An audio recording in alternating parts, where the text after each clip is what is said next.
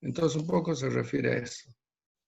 Vamos a hablar ahora de un tema, y que ese tema es muy maravilloso también, porque hemos estado hablando de la creación, queda una parte de restos fósiles, y es impresionante ver que todo lo que los científicos que no son cristianos, y que por supuesto tienen una mirada totalmente diferente, porque son evolucionistas, nos han afectado hasta en el estudio de la ciencia y específicamente del ADN. Y hoy vamos a hablar un poco del ADN. En realidad, cuando se dio una parte de fósiles porque tiene que ver con el ADN. Así que yo voy a hacer una pequeña introducción con eso. Creo que el miércoles vamos a ver la parte de fósiles. Y después quedaría, hay mucho para hablar, pero para no aburrirlo, lo voy a cortar después con todo un estudio que se ha hecho del estudio de los fósiles, de los animales estos grandes, gigantes, a ver qué pasó, cómo es lo que la ciencia muestra y cuál es lo que, bueno, por supuesto, lo que nos venden. Para que podamos entender, ¿hubo animales grandes? Sí, sí hubo animales grandes. Desde animales impresionantes, por ejemplo, uno de los animales más grandes se encontró acá en la Argentina, pero hasta animales muy pequeños como este que les voy a mostrar.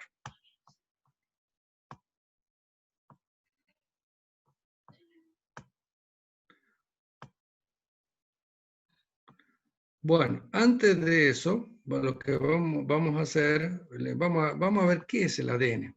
¿eh?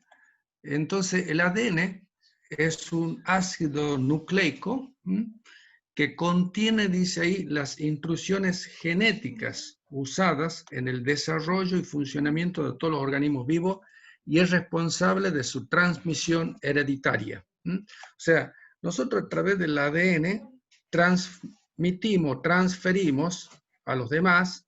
¿Qué transmitimos? Bueno, transmitimos toda la herencia de nuestra genética. Yo no lo hago porque realmente, bueno, el caso mío todavía está en la justicia, pero el día que ya se termine, yo les mostraría cómo se hace un estudio genético. Y ahí está toda la transmisión hereditaria que va desde los ancestros, y esos ancestros pueden ser desde los bisabuelos, y más específicamente en lo que es el ADN de los varones. En los ADN de los varones se transmite un cromosoma, que es el cromosoma Y. Por ejemplo, el caso mío quedó determinado de que mi abuelo, mi padre, mi tío, yo, todos tenemos el mismo cromosoma Y, y está, gracias a Dios, muy bien definido, menos mal que se pudo hacer, ¿no? Y más en hueso viejo, que es muy difícil. Pero dice, el papel principal, o sea, del ADN, es el almacenamiento a largo plazo de información. Entonces, cuando se hacen estudios genéticos, muchas veces es difícil entender de que de repente, bueno, un ADN o de alguien que, digamos, es un hueso viejo, por ahí se puede encontrar o no se puede encontrar ADN. Pero hay estudios muy especiales que realmente sí se encuentra el ADN. Y ahora vamos a ir comprendiendo un poco más. Muchas veces el ADN es comparado con un plano, una receta, un código, ya que contiene todas las instrucciones necesarias para construir otro componente de la célula, como las proteínas y las moléculas de ARN. Esto es muy científico, muy técnico, pero esta partecita es lo que vamos a analizar hoy, y voy a tratar de que se pueda comprender y entender. Pero todo lo que es la estructura genética del ser humano está contenido ahí en algo que realmente hasta los mejores programadores, que es una empresa como la de Bill Gates, dijo de que si él tuviera que realizar la programación de un ser humano, sería imposible. Sería imposible porque aunque pusiera a disposición todos sus programadores que tienen su empresa, no la podría llegar a tener por la complejidad que tiene. Por ejemplo, el proceso que tiene de decirle a un ser humano que desee una manzana, un ejemplo que se da, que después de ese deseo vaya y tome la manzana, y después esa manzana sea ingerida en la boca, y eso a su vez pase a los procesos diferentes que tenemos como ser humano, eso es una complejidad bárbara. O sea que imagínense todo lo que nosotros hacemos, pensamos, tomamos decisiones, proyectamos, es realmente monstruoso. Bien, tiene, bueno, instrucciones moleculares, un código que muestra la especificación usada en la creación de todos los organismos vivientes. ¿Sabe por qué es importante esto? Porque se decía que, por ejemplo, cuando estaba en el periodo, bueno, cámbrico en realidad, bueno, no tenían estructuras de ADN o eran ADN muy pocos. Bueno, eso tiene que ver con los descubrimientos fósiles, porque el periodo cámbrico es donde más se descubrió, digamos, fósiles. Pero ya les voy a poner un científico de la Universidad de Cambridge, bueno, que después colabora ahí en Princeton con otro más, que es cristiano, y va a mostrar lo que dice él con respecto a eso. Entonces, el ADN es un conjunto molecular responsable de codificar la información individual de cada uno. Todo tiene ADN. Tiene ADN el ser humano, pero también tiene ADN un animal. Y eso sí, buenísimo, porque de eso ha demostrado de que cada familia de especies tiene su propio ADN y su propia cadena, y por lo tanto no puede transferirse de una especie a otra. Por eso el ADN es el que define las características de cada individuo. Bueno, este científico muy reconocido y trabaja con este otro que está ahí en la pantalla, Stephen Meyer y Tom Woodward. Él encontró de que en el periodo cámbrico se necesitaban, por ejemplo, para ese bichito, que es chiquitito, 120 millones de letras de ADN. O sea, ¿quién lo puede hacer? ¿Quién puede hacer un programa para que exista ese animalito que no sé cuál habrá sido las cosas que hacía, pero seguramente comer, seguramente hacer alguna función en el planeta? Bueno, eso demuestra de que realmente hay algo mucho más misterioso en el más allá. Entonces, ahí se muestra la cadena de ADN de este animalito, y que este científico, que es un científico, creo que al comienzo no era cristiano, después sí ya se convirtió al cristianismo, mostró que lo muestra que es más misterioso. No obstante eso, los evolucionistas dijeron de que hay un ADN, dentro del ADN hay una parte que no sirve. ¿Saben cuánto llegaron a decir que no sirve? Un ADN chatarra. Este muchacho que tenemos a la izquierda, que no es creacionista, sino evolucionista, llegaba a decir que el 95, el 97% no servía para nada y no era usado. Entonces, es una aberración, lamentablemente científica, lo que dijo él, porque después quedó demostrado que en realidad hay 90% que ellos le estaban diciendo que no servía, se llamaba ADN basura, y eran genes reguladores. ¿Qué ha hecho la ciencia? Ha perdido tiempo de poder estudiar la función de toda esta parte del ADN, que nos hubiera hecho mucho bien para nosotros como seres humanos, simplemente por tener una postura evolucionista. Ahora, esto que les voy a mostrar realmente, esta imagen, es una imagen que la voy a jugar con otra imagen para que se pueda entender, pero que a mí me dejó maravillado. Nosotros tenemos, yo les dije, 120 millones en un animalito así chiquitito, que no, así, pero para el ser humano tiene más de 3.000 millones de letras genéticas. O sea, póngase cada uno, tóquese en estos momentos su cuerpo, y en su cuerpo hay más de 3.000 millones de letras genéticas. Eso ya demuestra de que hay algo que realmente es mucho más que la casualidad para que nosotros podamos tener esa estructura genética. El largo o la longitud de toda nuestra cadena de ADN es más de 100.000 millones de kilómetros, que es la distancia de la Tierra a la Luna, como ir y volver, más de 7.000 veces. Es una locura. Pero que toda esa cadena genética solamente pesa 0,18 gramos. Entonces, esto no es la casualidad. Esto es mucho más que la casualidad. Y eso demuestra lo grandioso que es Dios. Cuando uno ve lo que es el universo y ve lo grandioso que es el universo, y de repente cae en algo tan, pero tan pequeño que es el ADN, ya sea del ser humano, ya sea de un animalito, realmente demuestra de que está Dios ahí. Ahora, hay un patrón en el ser humano, voy a analizar el ser humano, porque en la cadena genética del ser humano se encontró un patrón genético del ADN que es igual al código lingüístico, es de la ley de Zipf. ¿Qué es eso? Yo no sabía, por supuesto, todo esto, y bueno, aquí uno empieza a aprender de que todos los idiomas que nosotros hablamos tienen un código que en el fondo es un código que es igual. Y eso es una ley que se llama, este muchacho que lo descubrió, que se llama Zipf.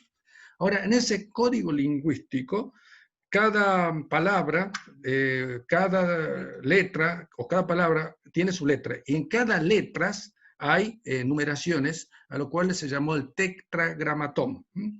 ¿Qué se encontró con respecto al ser humano? En el ser humano se encontró que hay una secuencia, que es numérica, 10, 5, 6, 5.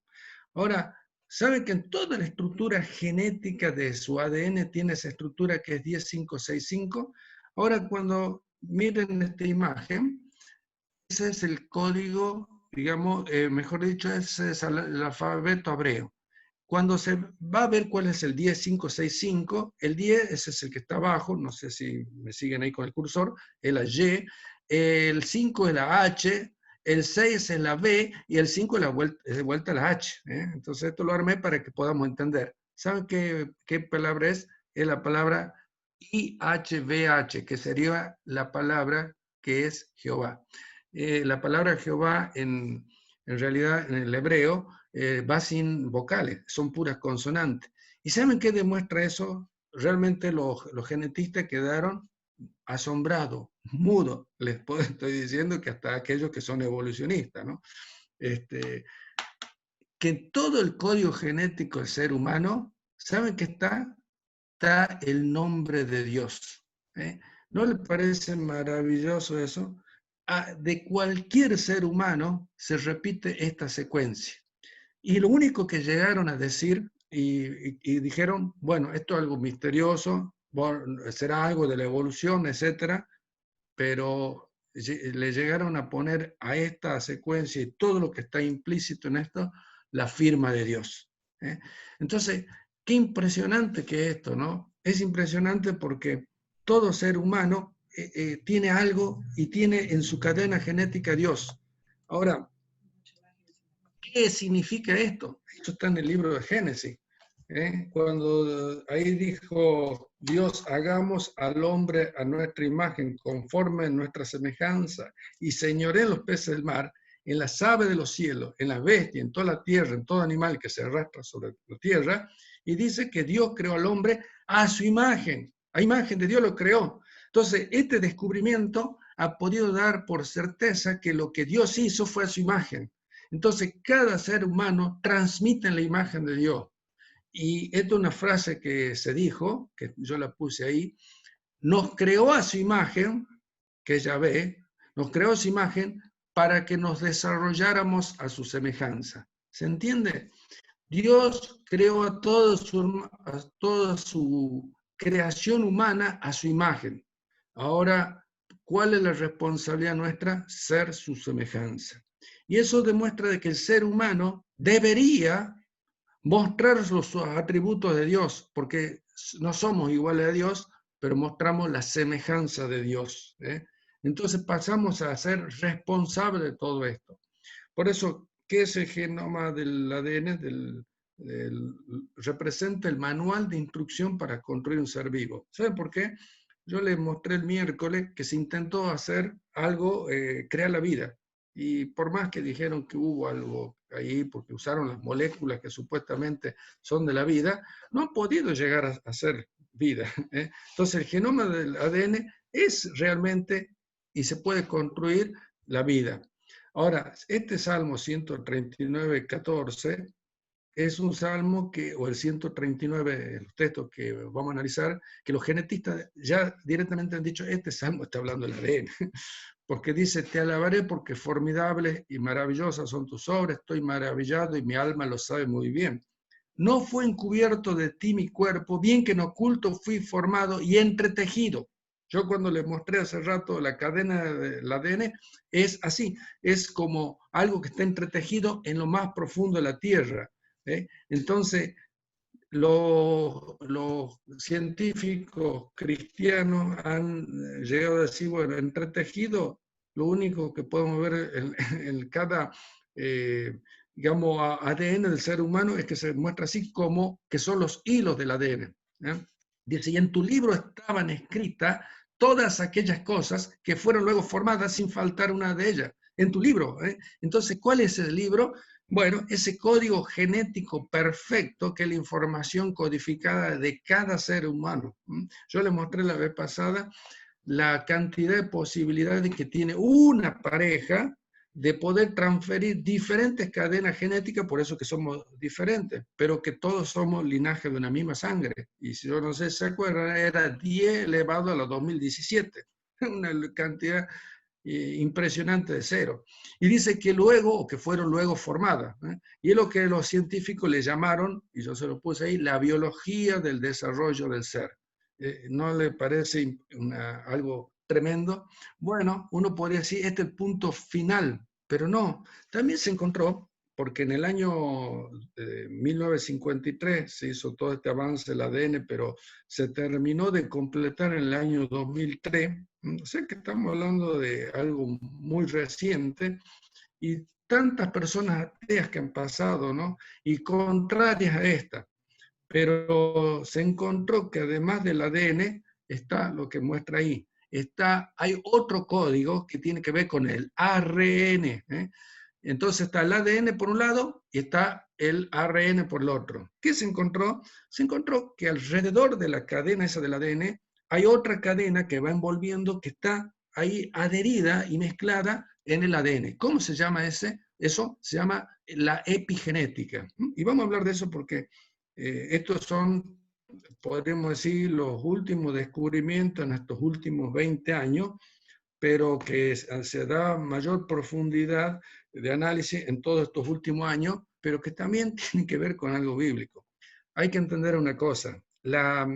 Muchos dicen, qué bárbaro, la ciencia da certeza a la Biblia. En realidad lo único que hace la ciencia es descubrir lo que en la Biblia ya está. Entonces, miren estas dos cadenas. Por un lado está a la derecha el ADN y por la izquierda está el ARN.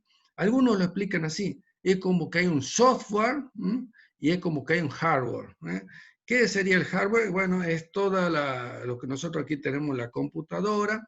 Y bueno, para todo eso, ¿qué necesitamos para que funcione? Bueno, ¿saben qué necesitamos? Necesitamos todo un programa.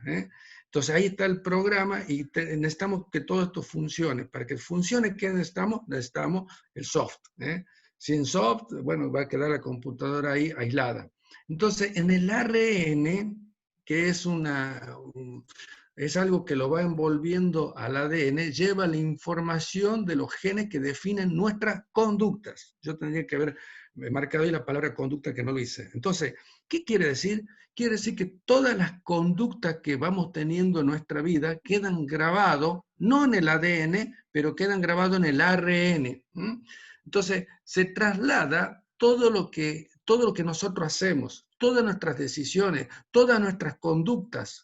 Esto es un término técnico de ellos, ¿no? Nuestras conductas. Entonces, todo eso pasa a ser una transferencia, todo esto que estoy poniendo acá es muy, muy científico de ello, lo que se llama la herencia epigenética transgeneracional. O sea, ¿qué quiere decir? Quiere decir que lo que yo sufro o gozo o todo en esta etapa de mi vida, la puedo transferir, ¿se entiende? Y ahora lo vamos a explicar cómo, a la próxima generación. Entonces, mire qué importante que es las buenas decisiones o las malas decisiones. Entonces, se han hecho estudios, por ejemplo, ¿por qué de repente en Holanda, después de la Segunda Guerra Mundial, toda la generación que vino de aquellos chicos que han tenido padres, que han estado expuestos a vivir y por día, debido a la Segunda Guerra Mundial, ellos llegaron a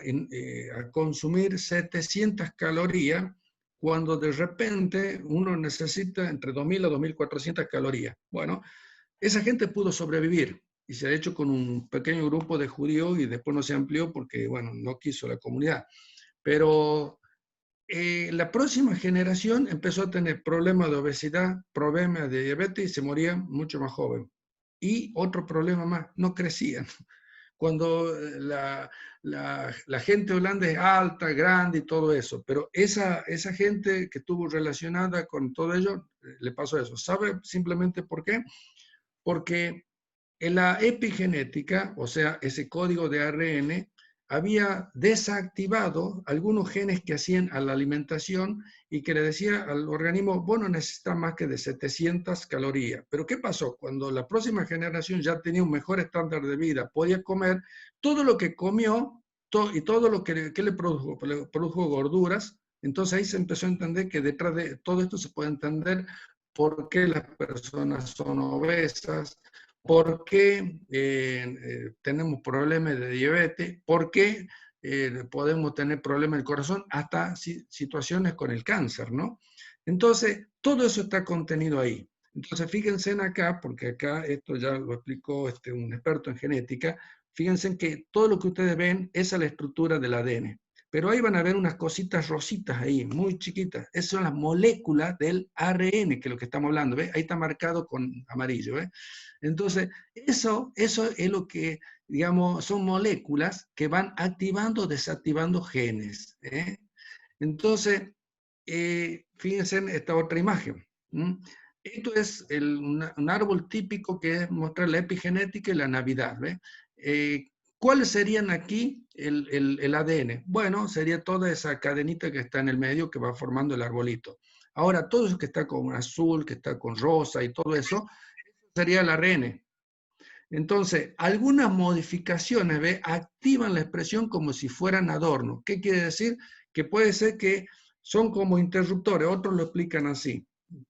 Nosotros hacemos la instalación de la casa, de repente ponemos todos los cables, pero para que se encienda la luz, yo por ejemplo, miren, para prender y apagar esta luz, que tengo un interruptor. Eso es el ARN. Pero algunas veces el ARN, fíjense ahí, se muestra una telaraña. ¿Qué es lo que pasa? Silencia en ese lugar, en ese momento, silencia a la expresión que puede tener ese código genético ahí. Yo, por ejemplo, o para alguien que tiene un problema de enfermedad inmunológica, de repente dice, bueno, esta persona no genera tal situación para que, digamos, pueda mejorarse. ¿Por qué? Porque es como que no le funcionara tal cosa. Capaz que sí lo tiene, pero ¿qué pasa? Quedó grabado algo en su genética que no le permite de que se active para que la persona pueda luchar contra tal enfermedad. ¿Se entiende? Entonces, esto sería para que podamos entender básicamente. Lo de la izquierda son los genes. Lo que está ahí son los hábitos, el medio ambiente, todo eso forma a la persona, ¿se entiende? Por un lado tenemos los genes y por otro lado tenemos la epigenética. ¿Cuál es eso? Y bueno, algunos llegan a decir que es 50 y 50. Entonces, en la parte genética que está a la izquierda, tenemos la información, por ejemplo, dos gemelos son de estructura genética idéntica, incluso más. Algunas veces los genetistas dicen, no lo podemos distinguir. Lo único que lo podría distinguir ahora es la epigenética. ¿Qué puede ser? Por ejemplo, puede ser su conducta. Entonces, por ejemplo, yo tengo a Roberto Costilla, con él estábamos hablando. Él tiene su hermano, que son gemelos. Si ustedes alguna vez lo han visto, son idénticos. Ahora que ya se han hecho más grandes, pueden cambiar. Pero él dice, yo tengo gusto que él no tiene. Yo hago cosas, él le gusta fumar y yo no fumo. Yo esto, todo eso tiene que ver con la epigenética. Entonces, la epigenética, que dicen los científicos, sí se puede cambiar. Y de eso es lo que vamos a hablar. Miren esta otra imagen. A la derecha tienen la cadena genética, a la izquierda tienen qué cosa? Lo que consumimos, la forma de comer, los vicios, y todo lo que nosotros hacemos es la epigenética. Bueno, ¿qué se heredan? Y de esto quiero que entendamos que la Biblia sí habla. Se heredan hábitos, se heredan dietas, estrés, gustos, eh, eh, algunas situaciones con las medicaciones, cuidado materno, traumas del pasado, adicciones, formas de enfrentar la vida, todo eso se hereda. ¿Por qué? Porque de repente todo eso son cosas que quedan grabadas a través de esas moléculas. Y se heredan, por supuesto, de nuestros abuelos. Entonces, el Salmo 107:14 es uno de los salmos que se cita dentro en este pensamiento, que dice así: el impío consiguió maldad, se preñó de iniquidad. ¿Qué quiere decir? Quiere decir que todo lo malo que nosotros hacemos queda grabado en esa cadena epigenética y dio a luz engaños. ¿Ve? ¿Qué se da a luz? Se da a luz un ser con alguien que ya va con esa carga, digamos, no genética, ¿entendemos? Porque no está en el gen, sino está en la expresión del gen. Deuteronomio 24:16, y esto también es un texto que hay que entenderlo.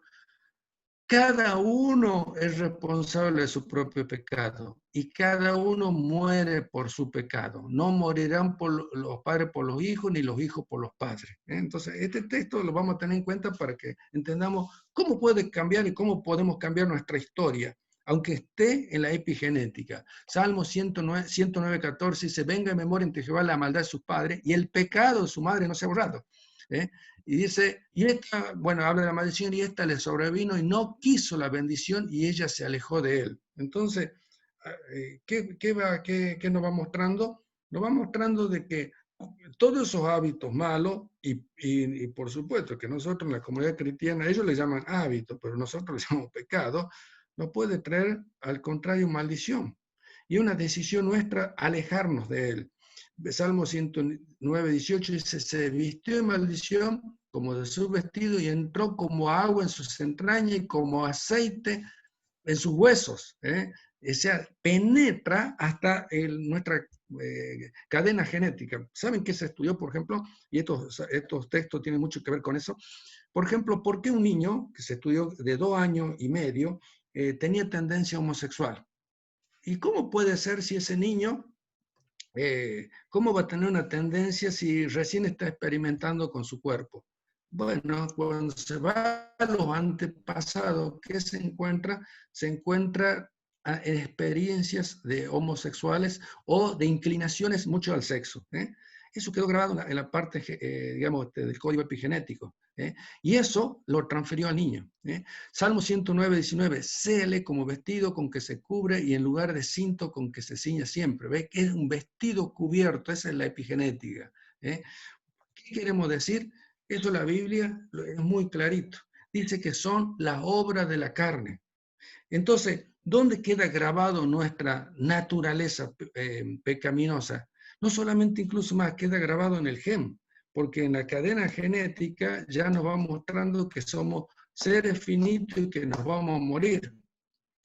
Pero queda grabado en la epigenética el adulterio, la fornicación, la inmundicia, la lascivia, mire todos los pecados, la idolatría, hechicería, enemistades, pleitos, celos, ira, contienda, disensión, herejía, envidia, homicidio, borrachera, orgía y cosas semejantes a estas, acerca de los cuales amonesto, como ya os le he dicho, que los que practican tales cosas no heredarán el reino de Dios. O sea, toda lo que nosotros muchas veces le llamamos el hombre, la carne y todo eso, queda grabado en nuestra historia de vida, pero queda grabado allí. Entonces, ¿hay una manera de cortar con eso? Sí hay una manera. Por eso la Biblia dice, bueno, pero hace responsable a cada uno de poder cortar con eso.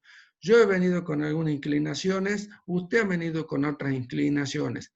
Y esas inclinaciones hacia el pecado es una inclinación que nosotros somos responsables de cortarlo o la responsabilidad de querer seguir. Acuérdense que el texto después habla, bueno, cada uno querrá llevar lo que sea bendición para su vida espiritual o maldición para su vida carnal. ¿Cuál es el fruto del Espíritu? Gozo, paz, paciencia, benignidad, bondad, fe, mansedumbre, templanza. Contra tales cosas no hay ley. Pero los que son de Cristo, ¿qué dice? Han crucificado la carne con sus pasiones y deseos. Esa es la gran ventaja que tiene el cristiano. ¿Por qué el Señor Jesucristo vino? Vino para salvarnos de nuestros pecados, vino para darnos vida eterna, pero vino para darnos una nueva vida para poder crucificar la carne, para que si yo tomo un cambio de vida hoy, no es solamente para mí. ¿Sabe qué descubre la ciencia? También podemos llegar a transferir en este caso a nuestra propia generación. Entonces, de la mejor manera que nosotros vayamos tomando decisiones ahora, de la mejor manera vamos a transmitir a nuestra cadena genética, a nuestros herederos, a todos los que estén, que sigan detrás nuestro. Por eso hay una sola palabra se llama cortar. ¿Y cómo lo vemos bíblicamente? Crucificar.